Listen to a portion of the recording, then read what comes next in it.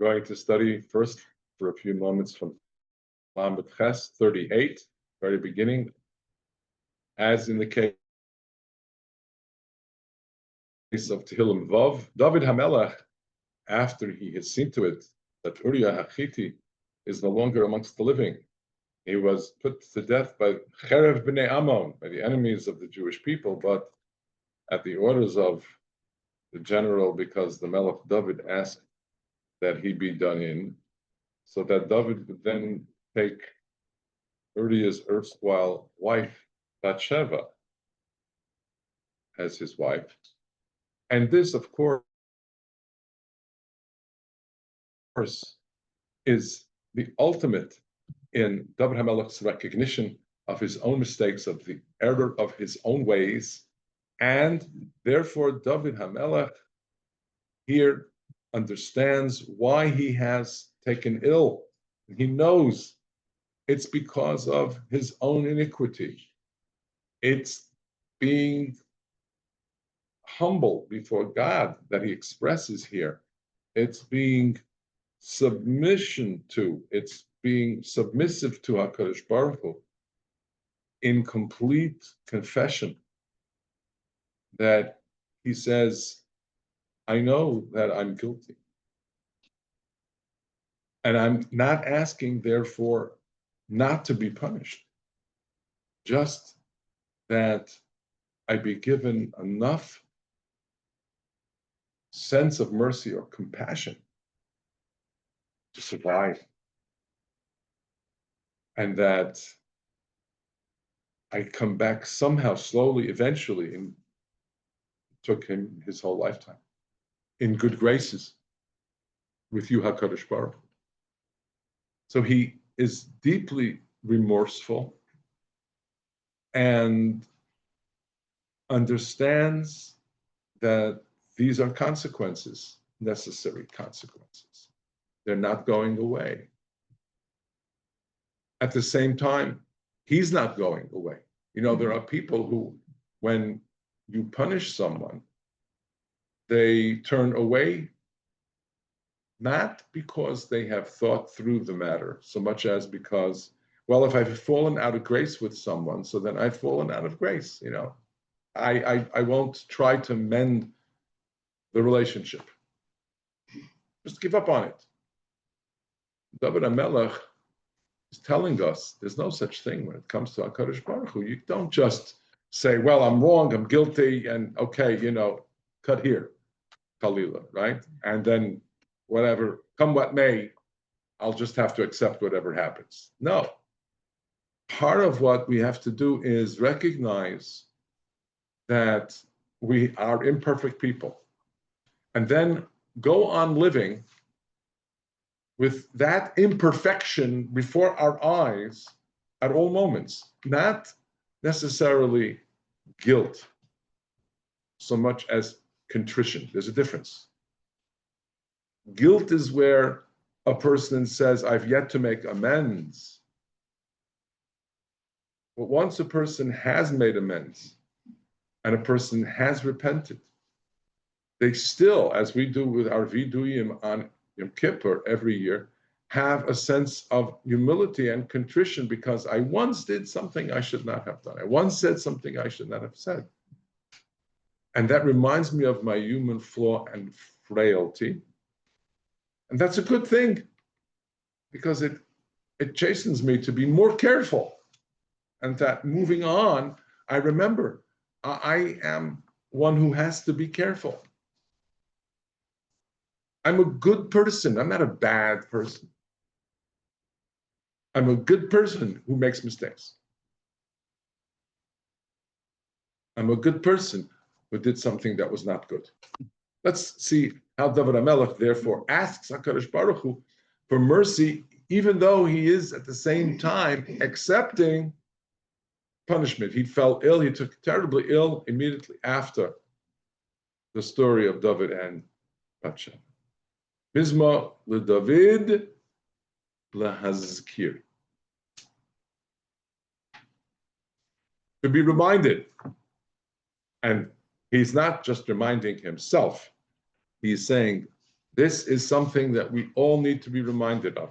Lahazgir, remember in your difficult times, in your Eis Sarah, what got you there? It's not without your own doing. There's a calculus, there's an accounting being made in Shemayim. So remember that.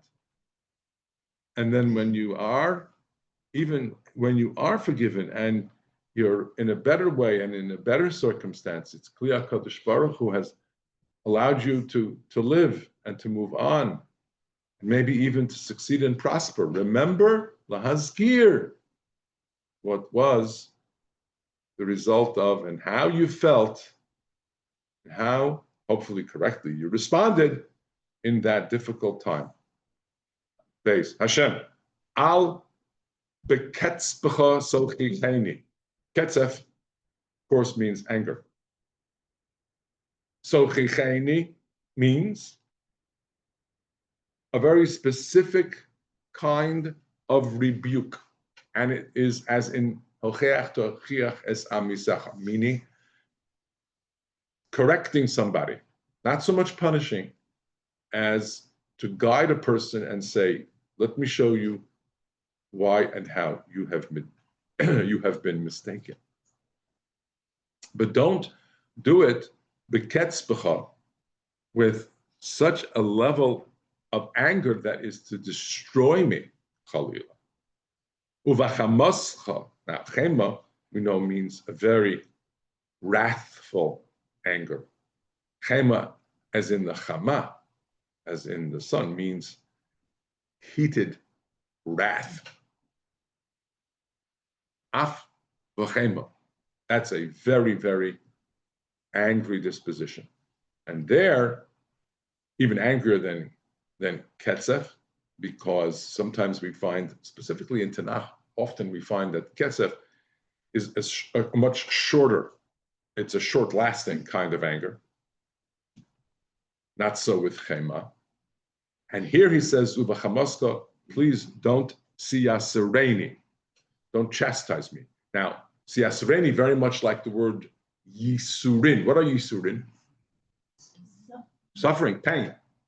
That's not a question of rebuke, that's a question of punishment. So the Malbim explains that here, David HaMelech is saying, it should not be with your wrath and your anger that you guide me, that you rebuke me so I'll know better what to do or not do in the future. And don't punish me with heated wrath, which I might not be able to survive. Pasuk Gimel. Ki chitzecha nichasuvi. I feel them. Your arrows have landed in me. You know, nichasu is like nichita in modern Hebrew. You know, a landing, when something hits the mark or lands. So when something comes and lands in me, ki chitzecha nichasu vi, I feel your arrows. Now that's a very important way of looking at it, because two things. A, it's not accidental, it's HaKadosh Baruch Hu who's doing this. It's number one. And number two, I feel personally that pain and how much it was directed at me. Your arrow, chasu vi, in me. In the tzara that Am Yisrael has been experiencing here in Eretz Yisrael, every Jew, but certainly every Yid in Eretz Yisrael, has to think that these are not accidental circumstances. The challenges we're living through and the difficult times, they are ki chitzecha nichasu vi. Your arrows of HaKadosh Baruch Hu, they landed in me. Vatinchas alai yodecha. Your hand has laid upon me. Pasuk Dalet, ein misom bivsari. You know, misom comes from the word tamim. What does tamim mean? Pure. Pure and whole. Tamimos. Whole and or wholesome. And here, ein misom bivsari means that there's no part of me, no part of my being, that feels whole. I mean, David is very expressive, and it's a person who is completely remorseful, who feels, as we would say in the vernacular English, shattered. Right? When a person says, "I'm broken," it means that the whole being of the person, there's no aspect of the person's life that feels right, that feels comfortable just now. Even though there may be so many things that, excuse me, so many things that are going well and that are reason to be even optimistic and hopeful for the future. But right now, ein misom b'fsari. There's no wholeness in my flesh. There's nothing in my existence that feels whole, that feels complete, that feels secure.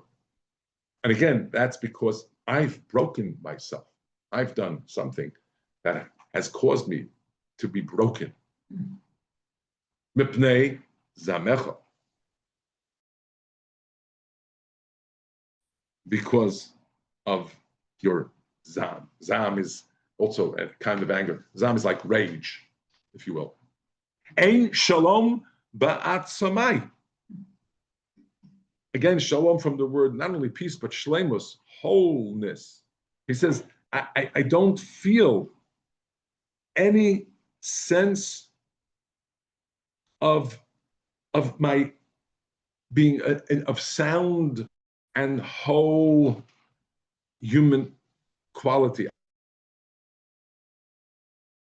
I'm missing some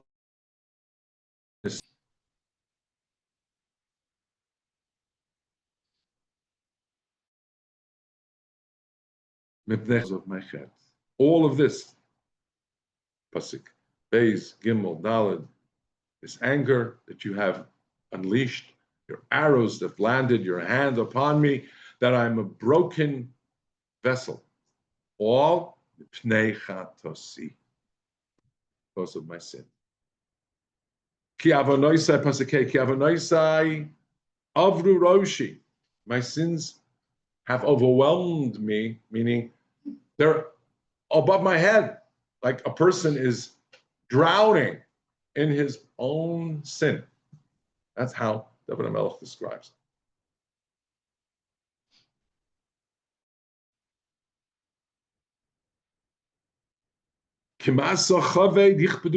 The heaviest burden, much too heavy for me to bear. I cannot bear my own iniquity. It's a masach chaved, and I'm breaking the weight. I can't carry the weight of my own guilt and of my own sin. This is an example of someone to say, I was wrong. You know, I remember very, very pointedly, soon after Zori and I were married, I don't remember where it was, and maybe it was a lesson learned someplace, I don't remember who, it might have been Rav Pesach Kron, who said, what are important words in marriage? And everybody, you know, instinctively, incorrectly says, I love you. And he says, no, three most important words in marriage were, I'm sorry, I was wrong. That's But of course, that's even harder. Of course, I've never had to say that, but it was less than well learned. Believe that? Does anybody believe that? What? so. No. I don't claim to have any shortage of having. You have to say to many people in many circumstances, certainly to the people who when you are wrong, the wrong is most severe. Qualitatively, more wrong to be wrong with that person or that Hashem Yisparach, with whom you have and want the most intimate. When you want an intimate relationship, that HaKadosh Baruch Hu, with whom you certainly have to say, I wrong. And David HaMelech teaches us how to say Pasuk Vav. Hiv ishu maku chabura yisoi. These wounds, chabura, is a wound, and when a wound festers, meaning that the is that it's getting worse, like infection is spreading. So then it becomes this very fetid, open wound, and it is not healing. It's describing Hiv ishu chaburai namaku means that this wound is dissolving. In other words, it's not getting better.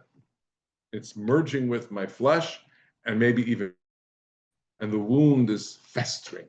It's the best word that we could probably come up with. Festering. Why? Mipnei ival.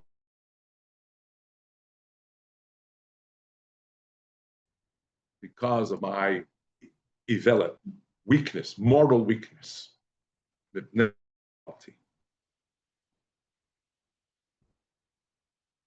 Targum said that Ivelas in this case means tipshusi, tipshus, foolishness. And that also is an important aspect of how we need to be contrite and think about something that we've done wrong, that it was not just thoughtless, not only worse, selfish, but it was understand how wrong it was and how our motives were so incorrect, how foolish it was to pursue the path that we pursued. Now, avisi shachosi ma'od. Now, avisi means that, again, because of ivus, crooked, as in ivus hadin, a mistake is called an ivus hadin. Now, avisi, because of my crookedness and what I've done, shachos yad ma'od, I'm now bent over. I'm laid low. Kol hayom koder. And now I'm darkened. My face, my soul is black. And it's not like it's just for an hour or two. Kol hayom koder hilachti. My whole way of life now is dark. I feel darkness all about me because so I am the source of the darkness. Because Nahavesi, because of my foolishness, I am laid low. Shachosi ad ma'od. Hyperbole, very low as you can be. Kolayom, go there. Hilachti. Blanket. Today, because this is the point where David comes to that, of again saying that it is entirely and fully, and there's no part of me that's not guilty. And he talks about literally his, the chsolim are a person's human side, described often as the flesh around the kidneys, and he says, Ki molu nikle. He says, my inner body are filled with nikle. Very interesting. So nikle has two interpretations simultaneously. Nikle from the word kal, which means something very light. In other words, unimportant. He says, my or shame. The whole inner being is full of shame. I don't deserve to be. But nikla also means kalui, something roasted in fire. As in lechem koli v'charmel lo yiseichlu.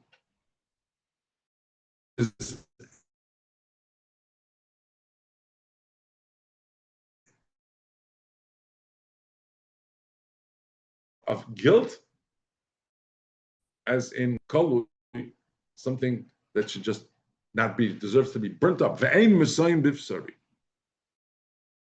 nothing whole about me. I'm completely broken. And then we'll see next week.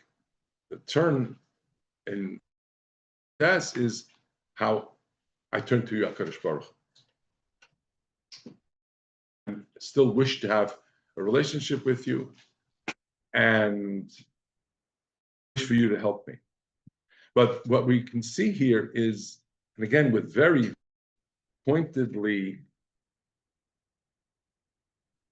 emotion, that David HaMelech searches the words that can describe the deep, true feeling of how well he understands what he has done wrong and consequences to say, I accept, it's my doing. And the more I realize it's my doing, the more I understand how broken I am and how incorrect I am as a human being and how much I need to rebuild myself to be a more proper and correct person. And I take not an iota of what you're doing to me. None of it do I take wrongly. With a sense of, but, as a student in yeshiva, if I ever did something that wasn't, I would start to judge. Well, yeah, but is what you're saying, or had a principal who used to in those days wasn't so terrible. The principal meant like this, like basically that's, and I had a couple of times where Rabbi Zichron Levracha, reminded me, where's your kepi, where's your heart? But like it was just like, like give me a couple of like very common. I was not pardon? It was a different world. It was a different world. And I at the time I didn't resent it because I understood that he wasn't hurting me.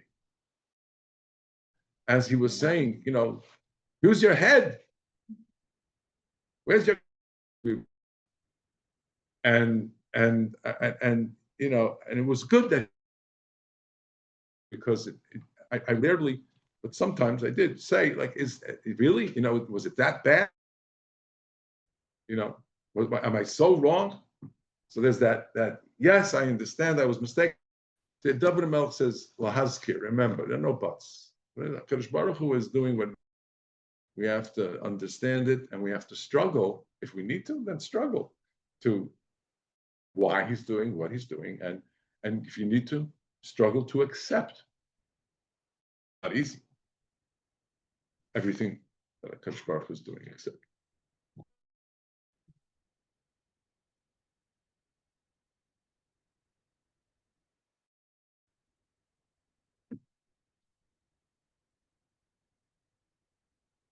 To study from Parshas Naso and talk a bit about the laws of Nazirus. Now, the Torah, laws of the Nazir who takes a vow that he's going to have the most beautiful,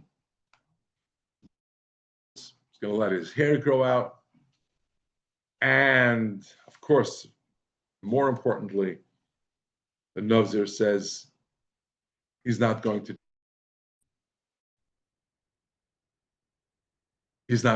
imbibe. He's going to have this great pleasure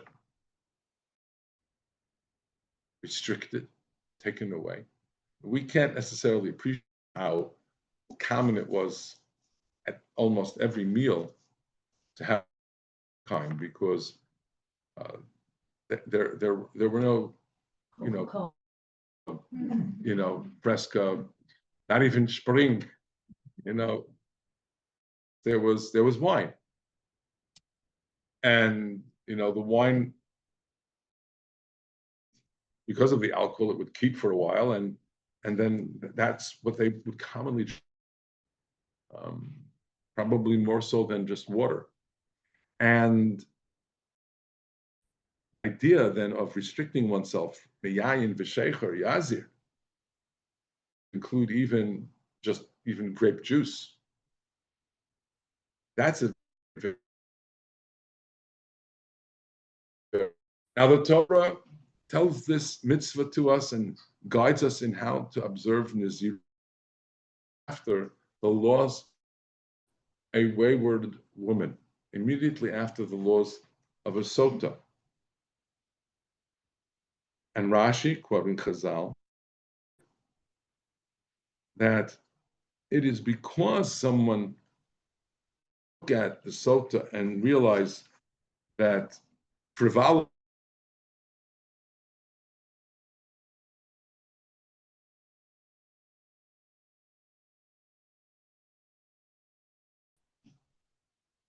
and to a very wrong way of life, and therefore shekol haroa sota b'kilkulah yazir atzmo min hayayin. From wine, there's a message if a person sees someone that normally they would not have seen, a person b'kilkulah, a person who's literally in the most severe way into immorality. If I witness this, there's a message in life is that if you witness something and you see something untoward, there's a reminder to us that's being offered up by heaven. So why did I see that occur? Some families, could not imagine why. And then after recognizing Kadosh, that there was once person of Kedusha who had the completest respect for someone of Kedusha, and he realized that the Tacham and Tzaddik is holy, like the Shabbos is holy, and he had that Kedusha, and he was now being reminded how he needs to be careful with Kedusha.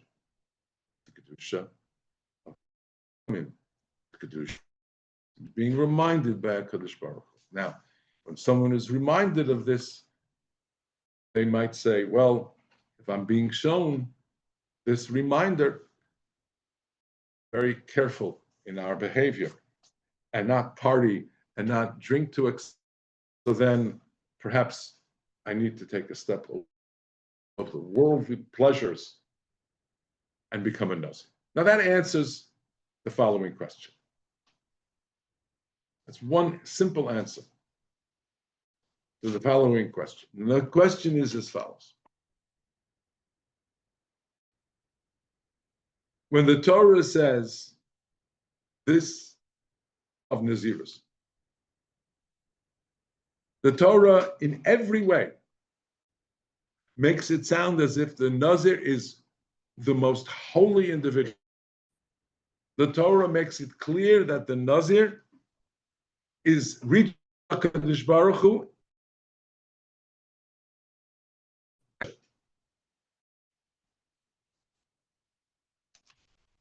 He does this with motive.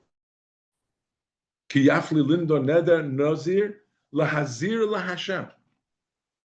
It means to separate himself. Lahazir means to separate himself from certain pleasures and from his own handsome appearance. LaHashem, all for the of coming closer to HaKadosh Baruch Hu. What could be better? The Ibn Ezra on Lahazir says that Lahazir is from the word Nezer, hence he's called. Nezer is a wreath or a crown. This is a crowning of a great person. He's placing a crown upon himself. He's becoming a Nazir LaHashem. And The Torah says Kodesh, talks about it in terms of Kedusha. Kol Yimei Yisro, Kadosh, who? Hashem. Now this is a very holy act. That means becoming holier. It's a wonderful thing. The Rambam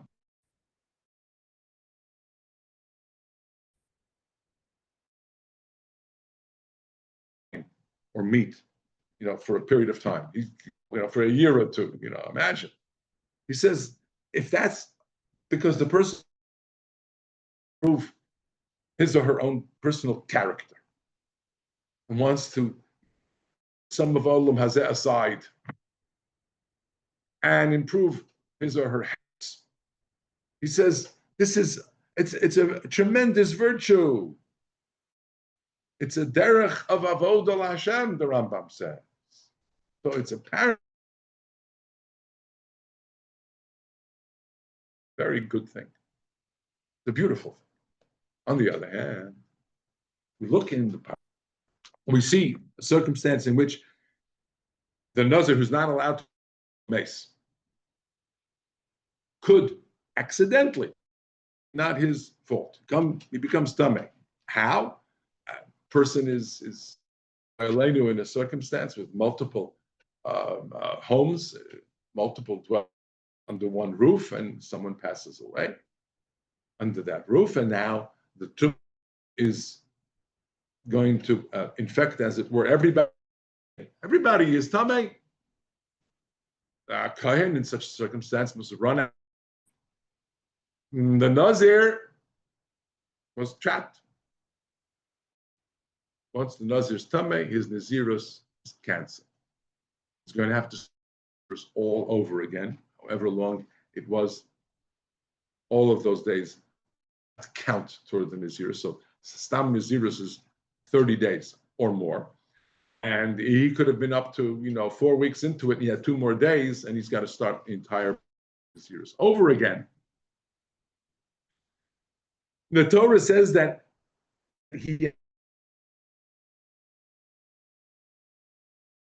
before he begins his Nazirus all over again, and he is because apparently his Nazirus and was not taken up by a Kadosh Baruch Hu in joy, bringing any nachas, so to speak, to heaven. So he must start his Nazirus again. He almost makes a love suddenly, and he could not have known. It's b'shogeg. Timei Rosh in Israel, as if he made his Nazirus. Amen. So the Gil Achreisha b'yam Tarasa b'yam Hashavi Yigalachenu. Soon as Lameis, he's going to process himself by starting again, have his hair shorn, and then he has to bring karbanos b'nei Yonah. One is a chatas, one is an olah, and why? Me'asher choto al hanofesh. Because choto al hanofesh, he did a sin by becoming tamei. Says Rabbi Elazar HaKapar, he did a sin with his own nafesh, because shetzier atzmo min hayayin, because he said, I'm going to bring this discomfort or affliction upon wine. Now, 1 second. Wine is a delicious part of all of what HaKadosh Baruch Hu provides. Wine is something that we sanctify the Shabbos with. So he's guilty for having a student, what HaKadosh Baruch Hu had presented as one of the greatest of life, and something that he could and should take and enjoy. And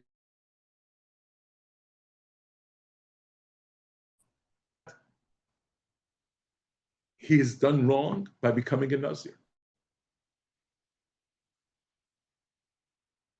Similarly, again, Rambam where the Rambam says, and this is in Hilchos Deos, that if a person feels that he just has to something completely and go to such an extreme,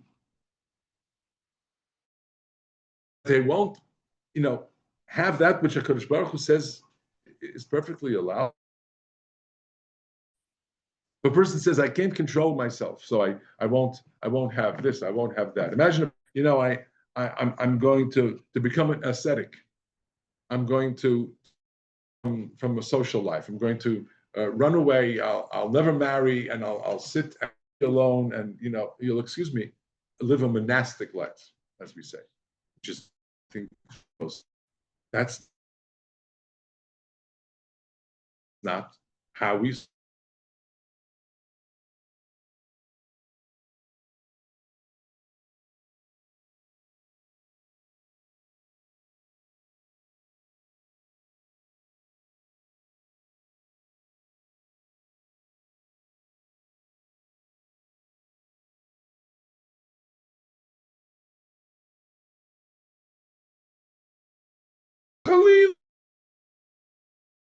Purpose.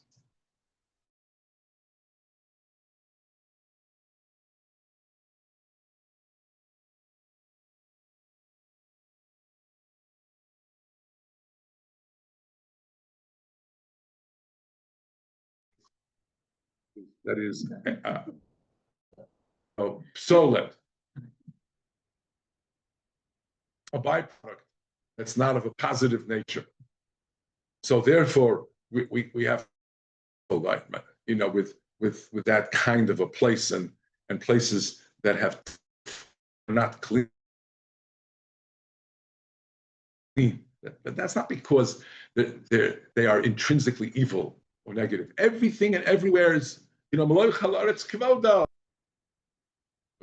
we, Am Yisrael, should then take all of the things in the world that can express kavod shemayim and give them voice, give voice to the kedusha in all things by using them for mitzvah, including bracha, priya gafen, and alachayim for and kiddush and Shabbos, and so on and so forth.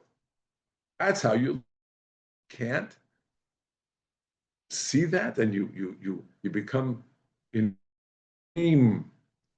kind of ascetic and denying Baruch Hu wants us to use for all good things. The Rambam says that it's a terrible thing. Let me go to the words of the Rambam. Gam ze derech ra. That's life. So we have seemingly this contradiction because the Rambam himself said that if a does become a Nazir, if a person says, I'm going to or wine, I'm going to try to do that in order to improve my character, I mean, it's called Derech Avodas Hashem. And then in Hilchos Deos, he says that, that kind of a way, Derech Ra. So obviously,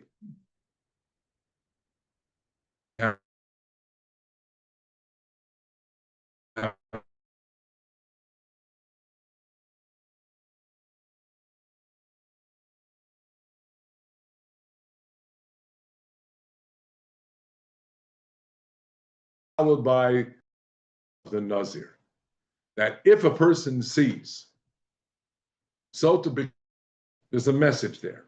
Think about where I am, Hashem is saying to me.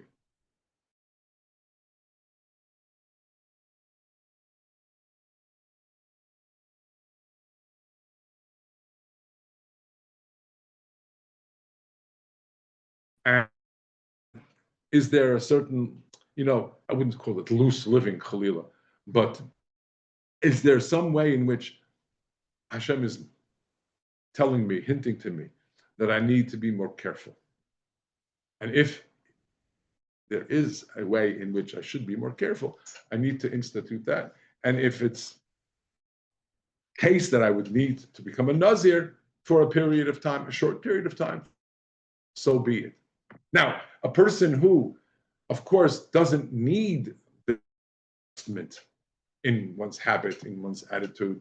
A person who is, knowing that I remind myself of the mitzvahs HaTorah and Hashem, and I know how not to indulge.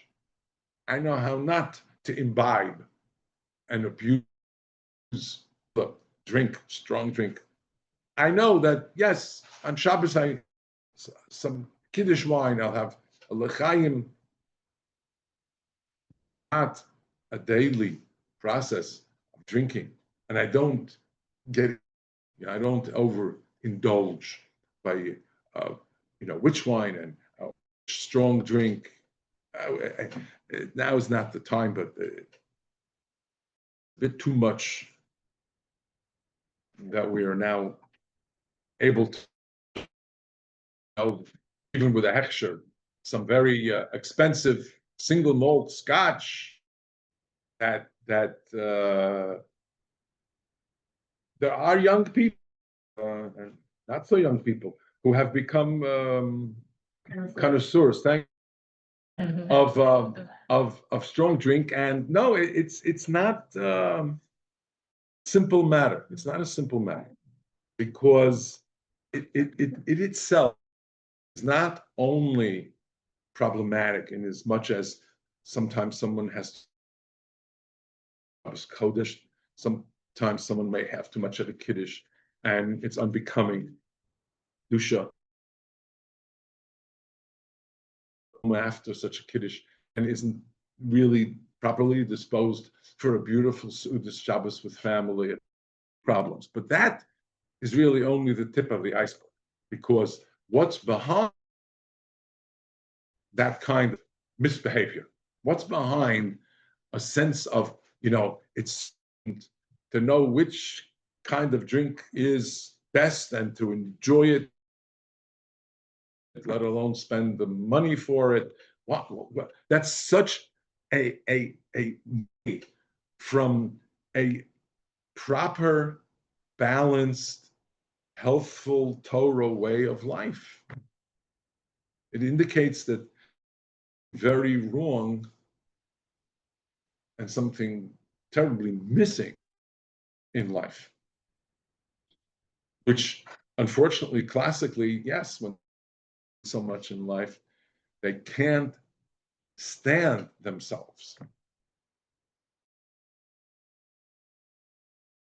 are so resentful of that vacuum within, they seek something with which to make that pain go, to fill themselves with either something in which they'll feel better, which they can indulge so they won't feel anything at all. If someone has absolute no need to go to the extent of saying, I'm going to forswear, because they have balance, Baruch Hashem, so then that person is indeed one who should not be the extreme of saying, I won't enjoy this, I won't enjoy that, especially not where it's not necessary. On a contrary, it's Yiddish. Let's bring it to the table. It's part of Einik Shabbos, and it's lifted up for the day. That's Me'ein Olam Haba. Another important point to make, and this is by no less than one of the Rishonim, great French Rishonim, Ben Chaim Paltiel, who says not the same. This is an important yesod, not spoken about often enough. People are not. Some people have a teva, have a nature that from birth, there's a certain need, a felt need, there's a desire, there's a yetzer. Others, less so. There are people for whom it's not necessary to go to the extreme of being a Nazir. It's totally. And if wishing and desiring to be closer to HaKadosh, there are better ways than to say, okay, so I'm going to become a Nazir. they should really sit carefully and say, is it necessary for me to go to that length? Or are there other ways,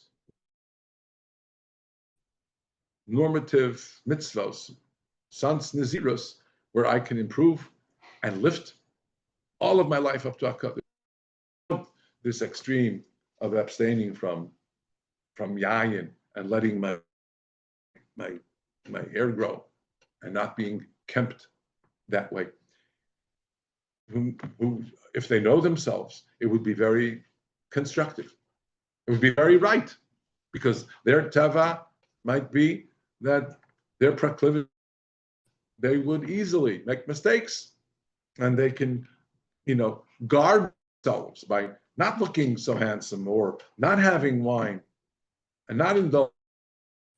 It's an interesting thing that that those who have had struggle with are almost always told that after they've beaten alcoholism, they're almost always told that they should their lives from alcohol, not from grape juice, but from alcohol. Because there may be in them a nature where they could quickly, fall victim once again to wanting and to feeling the need, and literally, becoming addicted to alcohol. So they have to be careful. So there are different natures to people. So that's why there's no contradiction.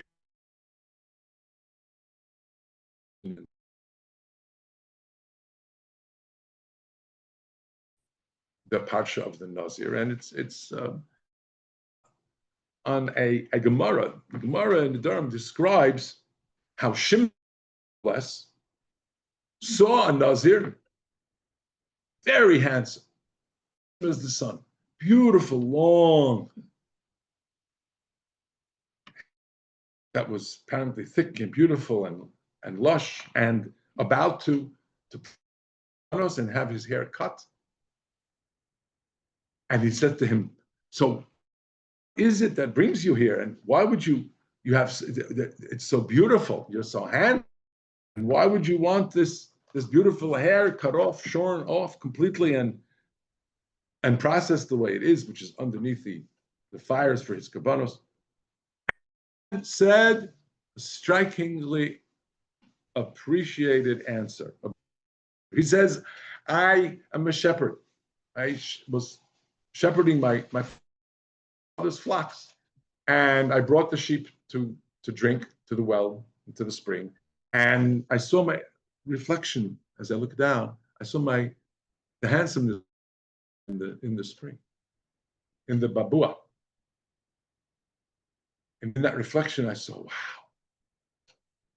And in that moment, I realized that I had this pride, and I had therefore a sense of my own self-worth, my own possibilities, how I could be wanted, how I could be advantage really of my material, all because of the way this beautiful hair makes me look. And I said, in that moment, he says, I took the shavua. Agalechacha, I off my hair, lashamayim.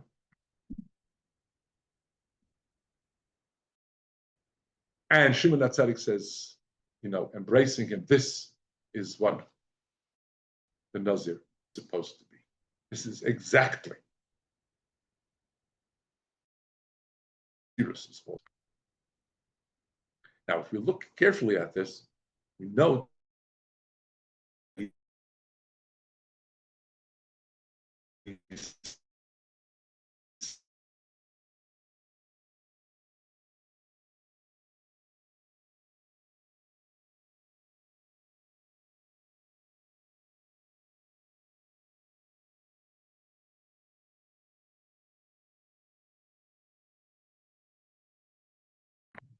look at me. Now, that look at me means I'm not looking at.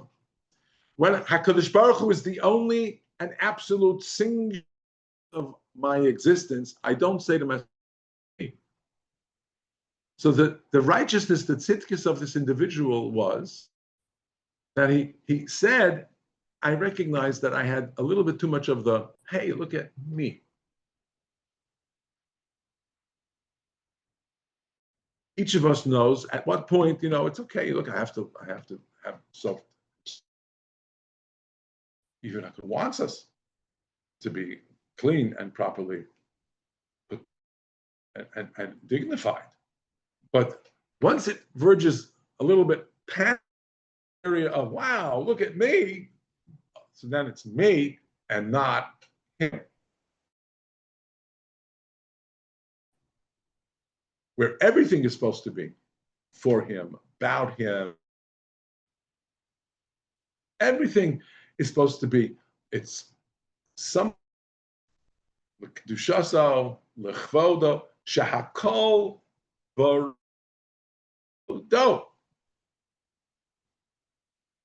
I need that. Everything in my life.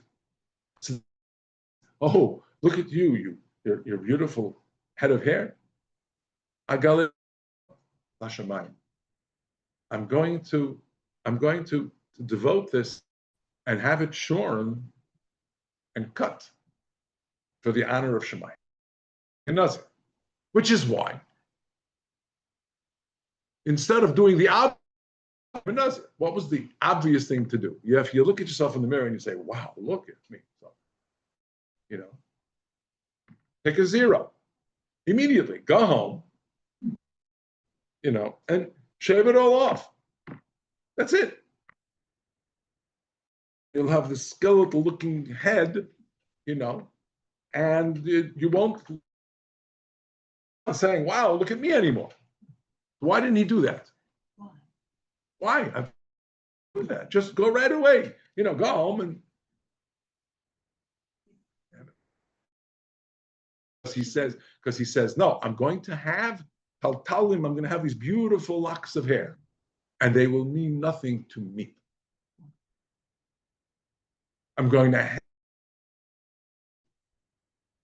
keep them and ignore them, nothing of them in my own mind, and recognize that that's not what my life is about, what I care about.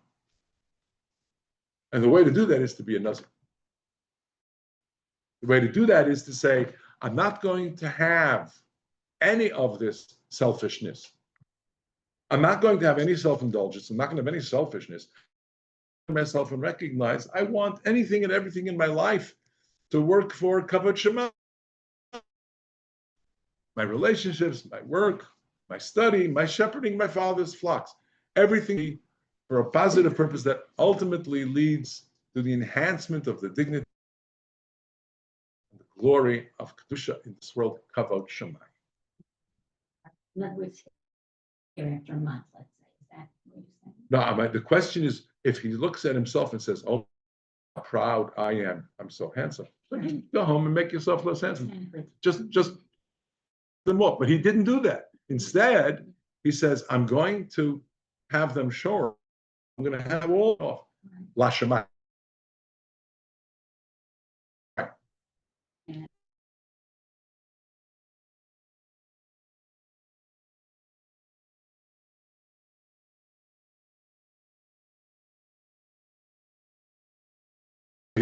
No. And then his. I think the confusion, maybe, I don't know about you, but for me. I thought men didn't have long hair, so I thought he had long hair to begin with because he was a Nazir. No, he had no. He had long hair to begin with, and however long it was, maybe it wasn't as long as it was after the beautiful head of hair. I was allowed, so I was supposed to have short hair, or no hair, except for beards and. A person's allowed to, in strictly halachic terms, a person's allowed to have. A lot of the style has become anyway today. Very, very few men let long hair grow. But where where men let their hair grow very long, not so much different from the length of her hair. That was just, yeah. So he had these beautiful locks of hair, and he sees himself, at me, and that me is the problem. Can do is understand the Zeros in a unique way. It's about saying, not so much that to bring affliction to myself. I want to cause myself to be humiliated by and deprived. No, I want to learn how to take everything that is best in life and most enjoyable, but it be completely enjoyed in the context of wanting to serve HaKadosh Baruch without. And if it's a wine, I want it to be because it's for Kiddush. Simcha. It's made with a bracha, not so much because I love it, so much as it's a gift. And I want to say thank you for that. I want to take part, given to me, and give it back up to HaKadosh Baruch.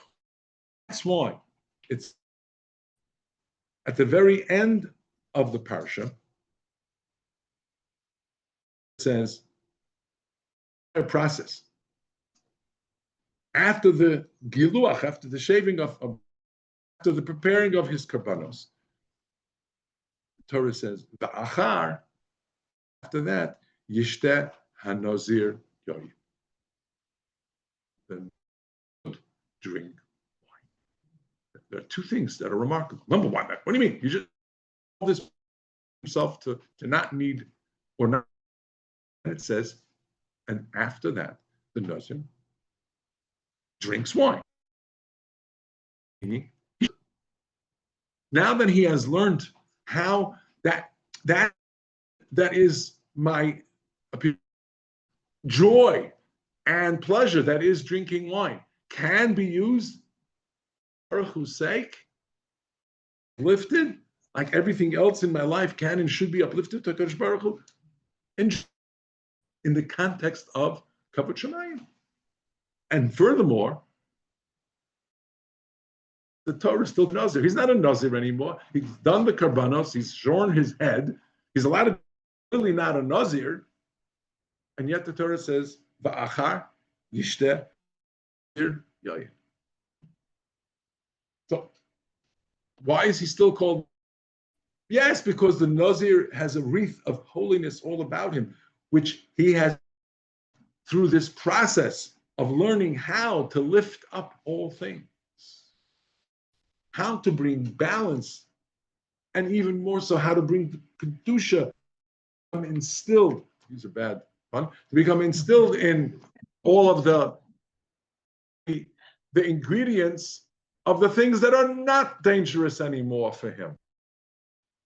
Because the point of the Naziris is, as in the story as explained, have to fear something of beauty, something of pleasure, if we're not selfishly inclined to make our lives all about me. If it's all about me, then something that's pleasurable is automatically dangerous. But when my life is about HaKadosh Baruch Hu, then that thing which is very pleasurable and very pleasant, is of no danger. And that's the desire of the movement from taking something away from me. I don't know how to make sure it's not all about me. And then finally having all of the beautiful things, but they're about HaKadosh Baruch Hu. And they're no threat at all to the sanctity, holy way of my life. That's the point of this. Therefore, the final answer to the question, well, is it right to be a Nazir, yes or no? The answer is yes.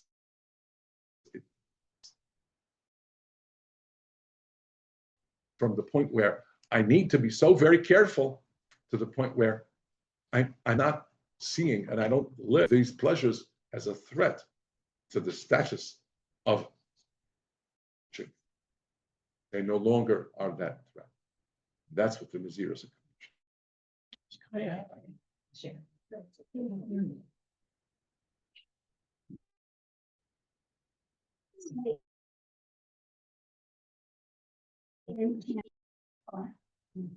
Sure. So it's the side and the past few days, and he's sitting on